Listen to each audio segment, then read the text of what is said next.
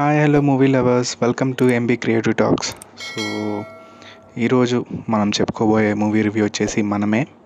So ఈ movie hero వచ్చేసి Sharwanand and heroine Krithi Shetty. And other role చూస్తే రాహుల్ అండ్ ఇంకొక యాక్టర్ కూడా, ఆయన పేరు నాకు తెలీదు. సో హీరోయిన్కి ఒక ఫియాన్సీ రోల్ చేశాడు ఆయన. సో ఈ మూవీకి వస్తే స్టోరీ వచ్చేసి ఒక ప్లే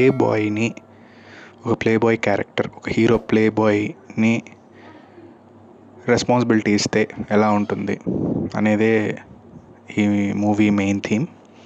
అయితే మూవీ చూసిన దాని తర్వాత నాకు అనిపించింది అంటే చాలా వరస్ట్ మూవీ. నా ఒపీనియన్ అయితే చాలా వరస్ట్ మూవీ. ఎందుకంటే హీరోయిన్ ఎస్టాబ్లిష్ చేయడం కూడా సరిగా చేయలేదు హీరో క్యారెక్టర్, కానీ అట్లాగే ఫ్రెండ్ క్యారెక్టర్ కూడా ఎస్టాబ్లిష్ సరిగా చేయలేదు. అండ్ ఇంకోటి ఏంటంటే హీరో ఫాదర్కి అట్లాగే హీరో ఫ్రెండ్కి కనీసం వాళ్ళ మధ్య పరిచయాలు కానీ ఏమీ అసలు సరిగ్గా స్టోరీ అనేది అసలు ఎక్కడ ఎస్టాబ్లిష్ చేయలేదు. అట్లాగే హీరోయిన్ క్యారెక్టర్ పర్లేదు, కానీ హీరో క్యారెక్టర్ అయితే నాకు చాలా చండాలంగా అనిపించింది. అసలు శర్వానంద్ గారు ఎలా ఒప్పుకున్నారో నాకు అర్థం కాలేదు. స్క్రీన్ ప్లే అయితే చండాలంగా ఉంది. స్టోరీ కూడా మేబీ చాలా వరకు ఎడిటింగ్లో తీసేసినట్టున్నారో మరి ఏమో నాకు తెలియదు. బట్ డైరెక్టర్ మాత్రం సినిమాని సరిగ్గా హ్యాండిల్ చేయలేదని చెప్పాలి. చాలా చెత్తగా అనిపించింది. అసలు పిచ్చి పిచ్చి లాజిక్స్, అసలు ఏంటి కామెడీ ఏంటా, ఇది కామెడీకి సంబంధం లేదు ఏంటి అసలు నాకు తెలియలేదు. హీరో ఏంటో వాళ్ళ మదర్కి అసలు కోపమా ఏంటో తెలియదు. ఫాదర్ మాట్లాడినప్పుడేమో మదర్కి ఇస్తేనేమో మదర్తో మాట్లాడు.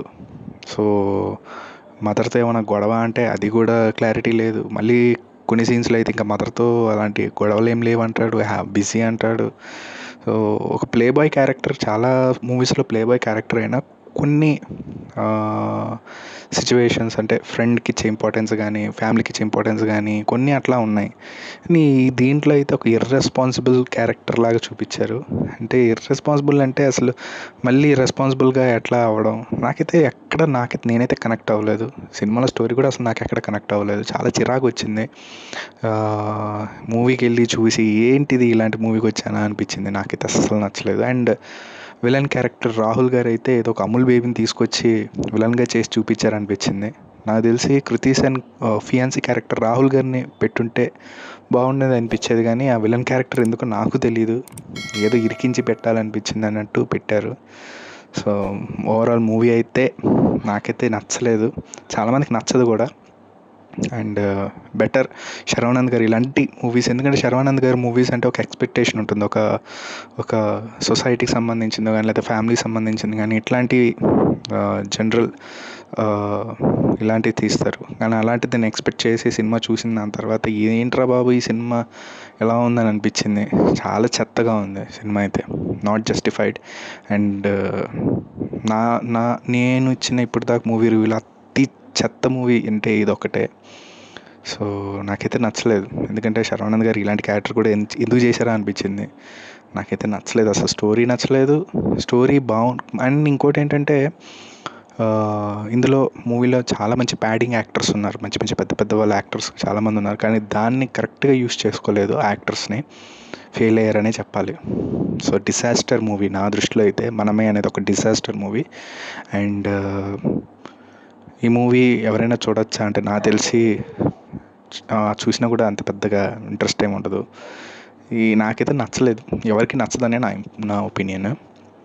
ఒకవేళ మీరు చూడాలనుకుంటే చూడొచ్చు, ఏదో ఓకే బోర్ కొడుతుంది చూసొద్దాం, మనకు బాగుందా బాగాలేదా అక్కర్లేదు, చూసొద్దాం అనుకుంటే చూడొచ్చు. బట్ మూవీ అయితే చాలా వరస్ట్ మూవీ. అండ్ ఈ మూవీకి నా ఒపీనియన్, నా క్రిటిక్, నేను ఇచ్చే మూవీకి రేటింగ్ ఎంత అంటే